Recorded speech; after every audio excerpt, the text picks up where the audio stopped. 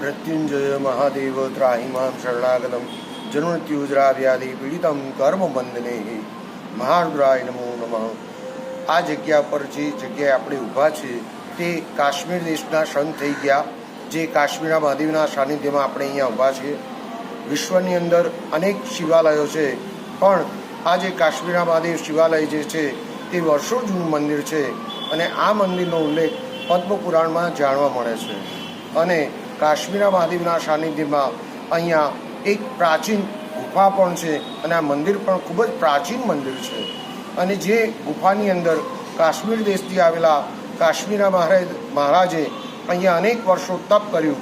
આ મહાદેવજીનું નામ સોમનાથ મહાદેવ છે, પણ અહીંયા આ જગ્યા ઉપર કાશ્મીર દેશના સંત જે પણ અહીંયા તપ કર્યું, જેથી કરીને આ મહાદેવનું નામ પડ્યું કાશ્મીરા મહાદેવ। આ ગુફાની અંદર એક પાણીનો કૂવો પણ છે અને ગુફાની અંદર ધૂણો પણ છે, જ્યાં નિત્ય જે આવેલા મહારાજ શ્રી પૂજા પણ કરતા। અને એક ગોખલો છે, એ ગોખલાની અંદરથી હાથ નાખતા અને એક જ વખત ભોજન લેતા હતા। અને જ્યારે એમનો દેહ ત્યાગ કરવાનો હતો ત્યારે કાશ્મીર દેશમાં ત્યાં ચાલ્યા ગયા અને એમની અહીંયા સમાધિ પણ આવેલી છે, ગુફા પણ આવેલી છે, અહીંયા બીલીના વૃક્ષ પણ છે।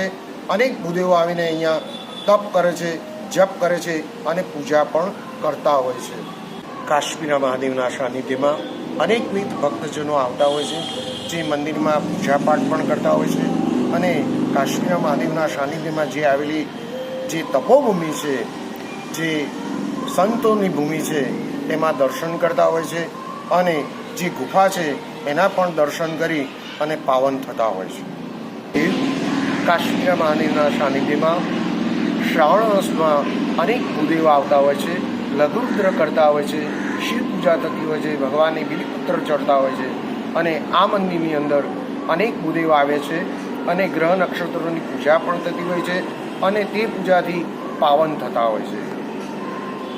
મહાશિવરાત્રિના દિવસે 4 પહોરની પૂજા થતી હોય છે। અનેક ભક્તો આવીને શિવરાત્રિના દર્શન કરતા હોય છે, મહાદેવના દર્શન કરતા હોય છે અને 4 પહોરની પૂજા કરતા હોય છે। અને આ મંદિરની અંદર શિવ ભક્તિ અનન્ય ભક્ત લોકો કરીને પાવન થતા હોય છે। આપ પણ આવો, મહાદેવના દર્શન કરો અને પાવન થાઓ।